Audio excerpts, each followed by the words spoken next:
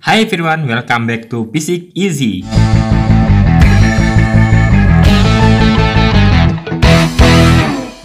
Di video kali ini kita akan membahas mengenai fluida dinamis. Fluida dinamis ini adalah materi fisika kelas 11 di semester 1 untuk kurikulum 2013 yang direvisi. Nah, untuk mempelajari fluida dinamis, paling tidak kalian sudah memiliki dasar-dasar mengenai fluida statis yang ada di video sebelumnya. Jadi, video kali ini merupakan kelanjutan dari video fluida statis. Pembahasan yang akan kita pelajari di video kali ini, yang pertama tentang fluida ideal, kemudian yang kedua tentang persamaan kontinuitas, dan yang terakhir tentang asas Bernoulli. Nanti akan diselipkan juga tentang persamaan Torricelli yang merupakan kelanjutan dari asas Bernoulli. Berbicara mengenai fluida dinamis, otomatis kita harus memiliki dasar dari fluida statis seperti yang sudah aku kemukakan di awal tadi.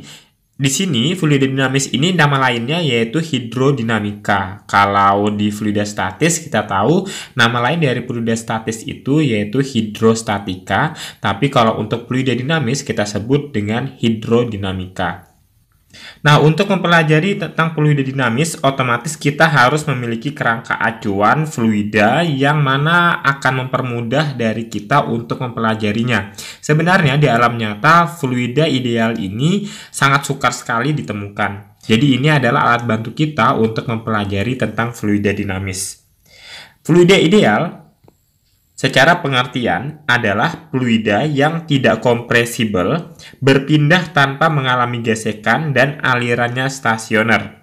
Jadi di sini bisa kita simpulkan ada 4 syarat fluida dikatakan sebagai fluida ideal. Yang pertama, alirannya bersifat tunak atau steady, yaitu kecepatan setiap partikel fluida pada satu titik tertentu adalah tetap, baik besar maupun arahnya. Aliran tunak terjadi pada aliran yang pelan. Yang kedua, alirannya mengikuti garis arus atau streamline.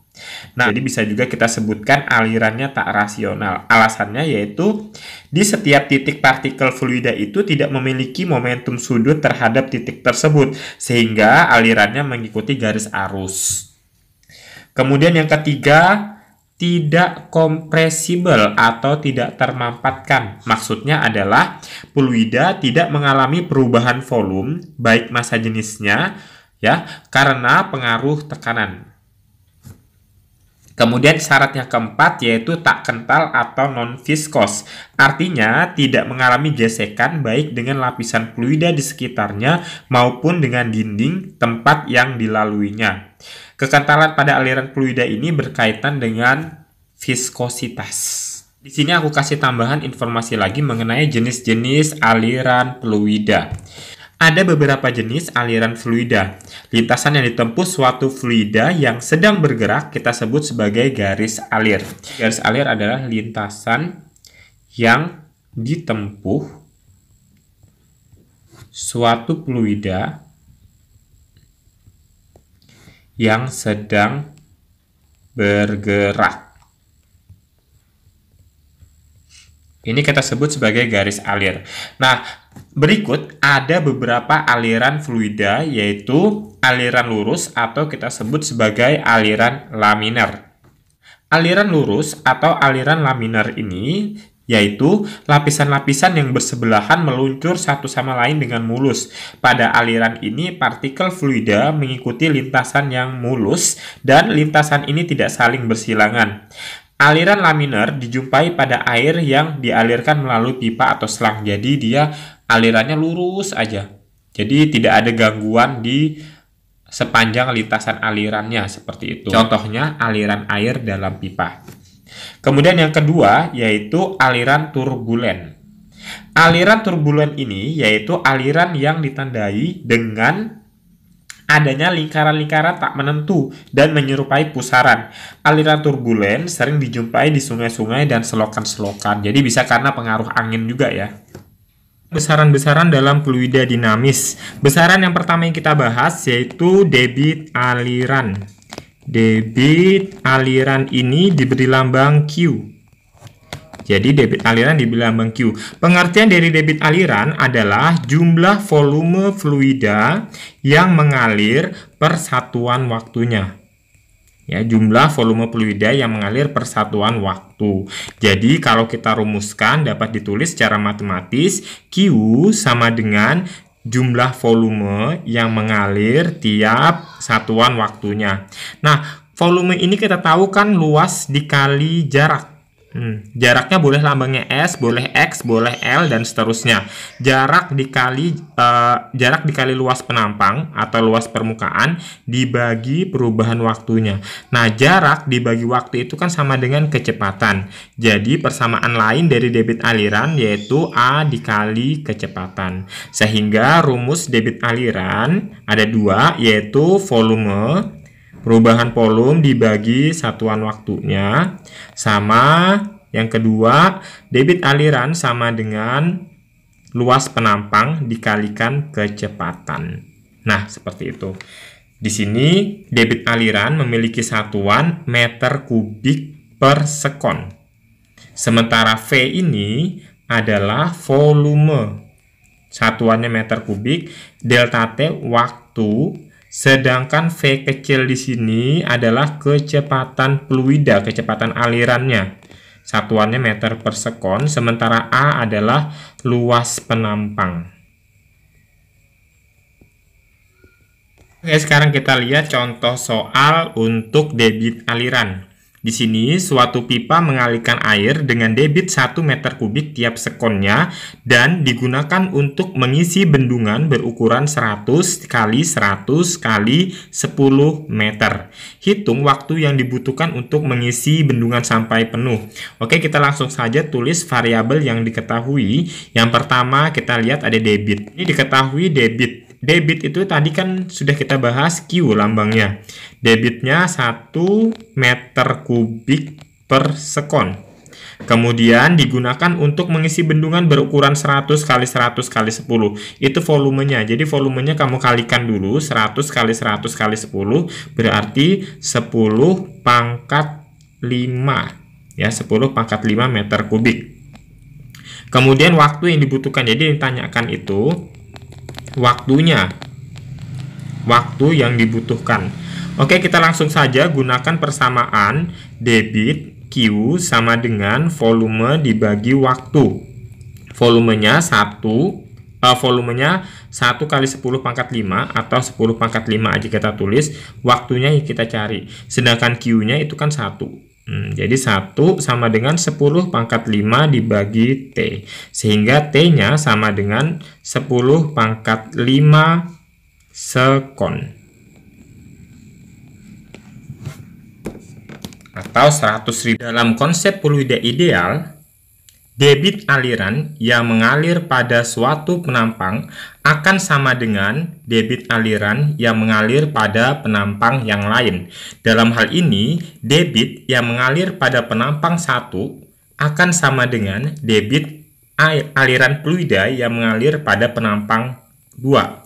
Nah, dari sini kita mengenal yang namanya persamaan kontinuitas. Persamaan kontinuitas ini adalah persamaan yang menghubungkan kecepatan fluida dari satu tempat ke tempat yang lain. Jadi, kecepatan di satu penampang dengan penampang yang lain dihubungkan dalam suatu persamaan yang disebut dengan persamaan kontinuitas. Jadi, dalam persamaan kontinuitas itu syaratnya debit aliran yang mengalir pada satu penampang sama dengan debit aliran yang mengalir pada penampang yang lain. Ingat, sebelumnya debit itu adalah volume atau jumlah volume fluida yang mengalir tiap satuan waktunya. Dalam hal ini, debitnya bisa kita tulis persamaannya luas penampang dikalikan kecepatan. Nah, ini luas penampang kedua dikalikan kecepatan ketika bergerak di penampang yang kedua. Jadi seperti ini yang akhirnya kita sebut sebagai persamaan kontinuitas. Kalau misalnya dalam soal tidak diketahui luasnya tetapi yang diketahui jari-jari atau diameternya, maka persamaannya bisa berubah menjadi R1 kuadrat dikali V1 sama dengan R2 kuadrat dikalikan V2 atau D1 kuadrat dikalikan V1 sama dengan D2 kuadrat dikalikan V2, di mana R adalah jari-jari sedangkan D adalah diameter. Sementara V di sini adalah kecepatan sama dengan V tempat lain ya. Kemudian A besar di sini adalah luas penampang. Nah, seperti itu. Jadi, konsep persamaan kontinuitas sudah deal seperti ini, dan intinya kalau kecepatan di penampang kecil ini besar, kecepatan fluida yang mengalir di penampang satu ini besar, maka kecepatan fluida di penampang kedua ini pasti lebih kecil. Supaya nilainya, hasil perkaliannya akan semakin besar. Karena kalau kecepatannya besar, otomatis luas penampangnya kecil. Karena dari konsep persamaan kontinuitas ini, kecepatan dan luas penampang itu berbanding terbalik. Masuk ke contoh soal dari persamaan kontinuitas. Redaksinya, suatu zat cair dialirkan melalui pipa seperti pada gambar. Jadi di sini gambarnya ya. Kemudian jika luas penampang A1 ini 8 cm persegi, kemudian luas penampang A2 di sini sama dengan 4 cm persegi, dan laju zat cair V2. Jadi V2 di sini nilainya adalah 2 meter per sekon, maka berapakah nilai V1 yang ditanyakan? Oke, dari soal ini kita bisa menggunakan persamaan kontinuitas yang menggunakan variabel luas penampang A. Kalau yang pakai A, rumusnya kan gini, A1 V1 sama dengan A2 V2. A1-nya 8, kalau seperti ini nggak perlu diubah ya satuannya, walaupun kecepatannya dalam satuan meter per sekon, tapi di sini luas penampangnya nggak perlu diubah karena mereka sama-sama menggunakan cm persegi, kecuali jika yang ditanyakan adalah salah satu luas penampangnya. Berarti boleh kalian ubah menjadi meter persegi terlebih dahulu, atau tetapi nanti hasil akhirnya dalam satuan seperti yang di awal. Oke, langsung saja 8 dikali V1-nya yang kita cari sama dengan A2-nya 4, V2-nya 2. Hasilnya yaitu V1 sama dengan 8 per 8 atau 1 meter per sekon. Ini jawabannya. Jadi 4 kali 2 8, 8 di sini dipindahkan jadi pembagian seperti ini. Kita masuk ke hukum Bernoulli.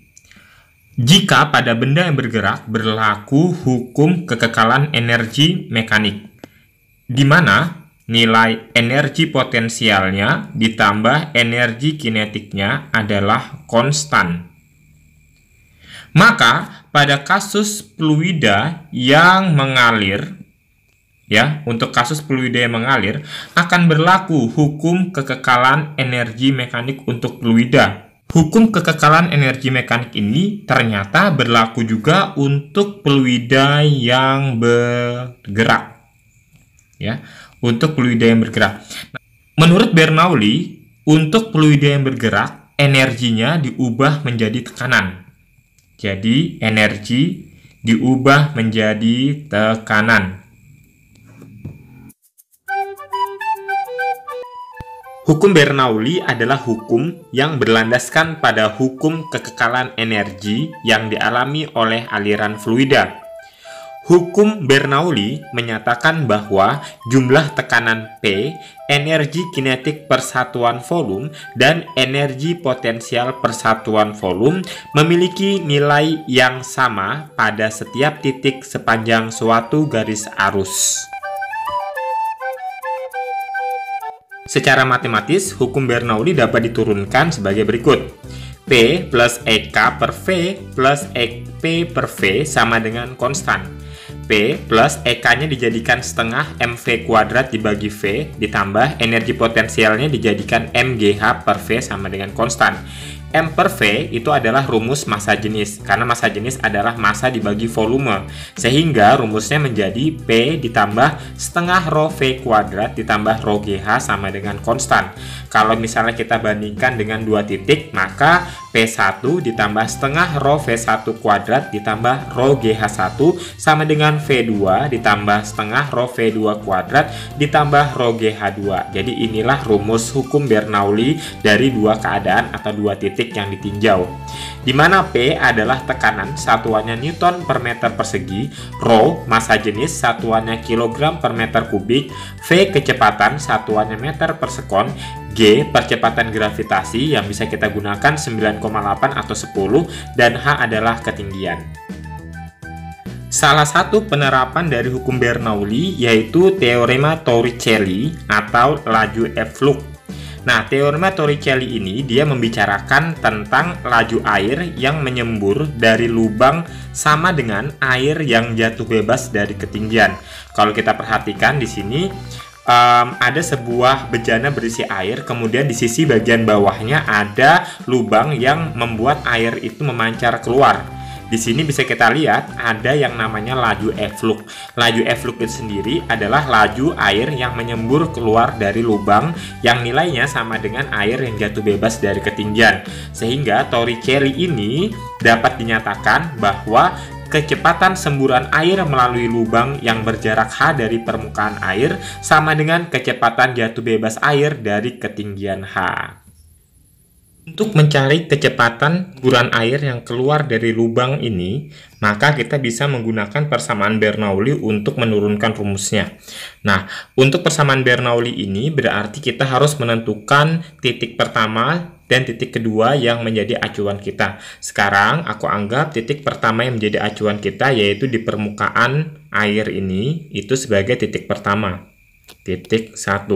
Kemudian di lubang ini sebagai titik kedua. Nah, sekarang di titik pertama kamu perhatikan karena permukaan air ini itu berbanding jauh lebih besar dibandingkan lubang, ya. Jadi permukaan wadah dengan permukaan lubangnya itu jauh sekali perbandingan diameternya, sehingga dapat dikatakan kecepatan di permukaan wadah ini sama dengan 0. Sedangkan kecepatan di permukaan kedua atau di lubang ini yang akan kita cari. Kemudian ketinggian air dari permukaan ini sampai ke dasar itu sama dengan H1. Sementara ketinggian air dari lubang sampai ke dasar itu H2. Sementara H di sini adalah ketinggian air dari permukaan ke lubang. Oke. Kalau sudah seperti ini, kita perhatikan lagi di titik pertama itu ada tekanan P1, di titik kedua ada tekanan P2. Mereka sama-sama berada di luar dari air, sehingga di sini akan muncul kecepatan atmosfer. Di sini juga akan menjadi kecepatan atmosfer. Jadi sama-sama sebagai kecepatan atmosfer, sehingga nilainya sama 1 atm. Dari hal ini kita bisa langsung saja menggunakan persamaan Bernoulli P1 ditambah setengah rho V1 kuadrat ditambah rho GH1 sama dengan P2 ditambah setengah rho V2 kuadrat ditambah rho GH2. Dari sini karena tekanannya sama maka hasilnya 0 kalau kita kurangkan. Kemudian dari sini kecepatan di titik pertama itu sama dengan 0, berarti di sini akan sama dengan 0 sehingga hasil perkaliannya 0, maka yang tersisa adalah rho GH1 sama dengan setengah rho V2 kuadrat ditambah rho GH2. Oke, sekarang H-nya kita kumpulkan dengan H, sedangkan V yang akan kita cari. Jadi di sini kita lihat setengah rho V2 kuadrat sama dengan rho GH1 dikurang rho GH2. Rho-nya kita keluarkan, maka hasilnya akan menjadi rho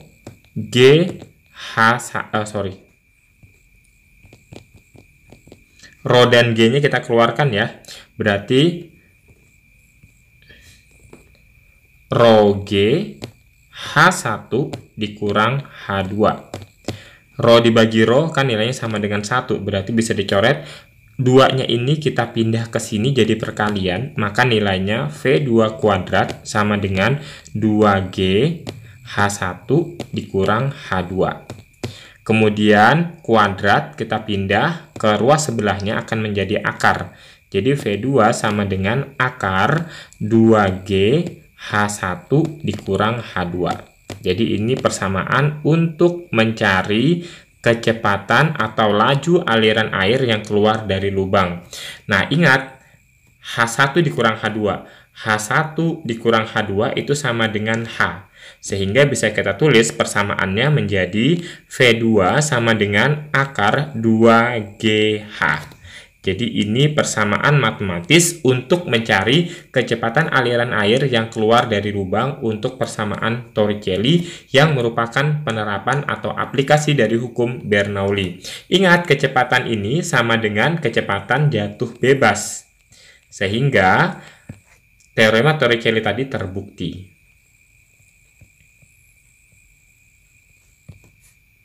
Sekarang kita masuk ke contoh soal teorema Torricelli. Di sini ada tangki air yang memiliki lubang kebocoran, di mana jarak lubang ke tanahnya itu 10 meter dan jarak lubang ke permukaan air 3,2 meter. Sekarang kita coba mencari kecepatan keluarnya air yang untuk option A.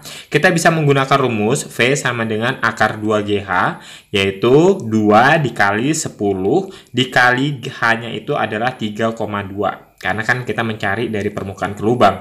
Jawabannya sama dengan akar 64 sama dengan 8 meter per sekon. Untuk yang B, mencari jarak mendatar terjauh yang dicapai air, kita bisa menggunakan rumus gerak lurus. Ya, gerak lurus beraturan, X sama dengan V dikali T. V-nya yang kita dapatkan tadi, yaitu akar 2GH. Dan T-nya itu rumusnya adalah 2H besar per G. Nah, terus di sini kan G-nya bisa dicoret karena sama-sama pakai akar tuh. Berarti 2 kali 2 4, H dikali H besar. Akar 4 itu 2, berarti dikalikan dengan akar H kecil dikali H besar. Jadi 2 dikali H kecilnya tadi nilainya adalah 3,2 dikali H besarnya 10. Berarti ya 2 dikali akar 32 nilainya itu sama dengan 8 akar 2 meter. Meter aja. Oke, selanjutnya kita bisa mencari yang C, waktu yang diperlukan bocoran air untuk menyentuh tanah. Langsung aja kita gunakan T sama dengan akar 2H besar dibagi G. Yaitu sama dengan akar 2 dikali 10 dibagi 10. Berarti jawabannya adalah akar 2 sekon untuk waktu jatuhnya air sampai menyentuh tanah.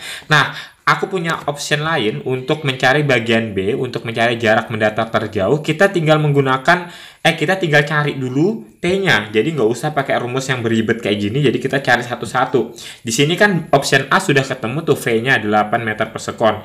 Yang T-nya kita ketemu akar 2, kalikan aja 8 kali akar 2 langsung. Contoh penerapan yang lain adalah venturimeter. Nah, venturimeter ini adalah sebuah alat yang kita sebut dengan pipa venturi yang berfungsi untuk mengetahui laju aliran fluida yang bersifat cairan. Ini kata kuncinya. Jadi pipa venturi yang merupakan sebuah pipa yang memiliki penampang bagian tengah lebih sempit biasanya diletakkan mendatar dengan dilengkapi pipa pengendali untuk mengetahui permukaan air yang ada sehingga besarnya tekanan dapat diperhitungkan. Ada dua venturimeter. Ada dua jenis venturimeter, yaitu venturimeter tanpa manometer dan venturimeter tanpa menggunakan. Ada dua jenis venturimeter. Yang pertama venturimeter tanpa manometer dan venturimeter dengan menggunakan manometer yang berisi zat cair lain. Dua yaitu tabung pitot. Tabung pitot ini yaitu alat ukur yang digunakan untuk menentukan laju fluida yang bersifat gas. Kata kuncinya gas ya. Jadi bedanya venturimeter dengan tabung pitot. Kalau venturimeter digunakan untuk mengetahui laju fluida yang bersifat cairan. Kalau tabung pitot untuk menentukan laju fluida yang bersifat gas. Penerapan hukum Bernoulli yang ketiga yaitu gaya angkat sayap pesawat atau pesawat terbang pada pesawat terbang. Nah, pada pesawat terbang terdapat gaya angkat pesawat. Nah, gaya angkat pesawat terbang ini bukan karena mesin ya. Sekali lagi bukan karena mesin. Kalaupun mesinnya itu dibuat secanggih mungkin, sebaik mungkin, tapi pesawat itu tidak akan bisa mengudara kalau aliran fluidanya tidak diatur sedemikian rupa dengan menggunakan bentuk ideal dari sayap pesawat tersebut.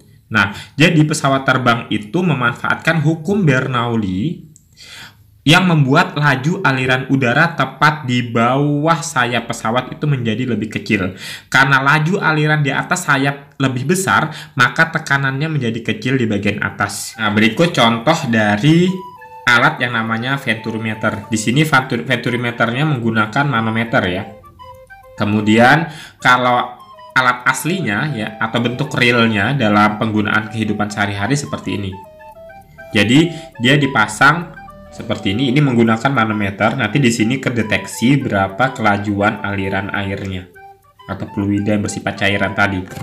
Tabung pitot itu seperti ini bentukannya. Jadi konsepnya itu seperti ini, aliran fluida yang bersifat gas itu masuk ke sini dan diukur menggunakan tube ini atau tabung ini. Bentuk real penerapannya seperti ini. Jadi diletakkan di bagian bawah pesawat untuk mengetahui laju aliran udara yang ada di bawah pesawat ini. Jadi ditempatkan di sini. Jadi bentuknya seperti ini. Kemudian untuk gaya angkat sayap pesawat itu, jadi sayap pesawat itu didesain seperti ini, melengkung ya, agak melengkung seperti ini. Tujuannya supaya aliran fluida di atas sayap pesawat itu menjadi lebih besar sehingga tekanannya menjadi kecil. Kemudian di bagian bawah sayap pesawat itu seperti ini. Tujuannya agar kecepatan aliran fluidanya itu kecil sehingga tekanannya besar dan terjadilah gaya angkat. Jadi pesawat bisa terbang tuh seperti itu. Jadi konsepnya pesawat itu kan memiliki gaya berat yang arahnya ke bawah, kemudian gaya hambat oleh udara, gaya dorong oleh mesin, dan gaya angkat oleh sayap pesawat ini. Oke, sampai di sini video kali ini. Semoga bermanfaat. Terima kasih sudah menonton dan see you next video.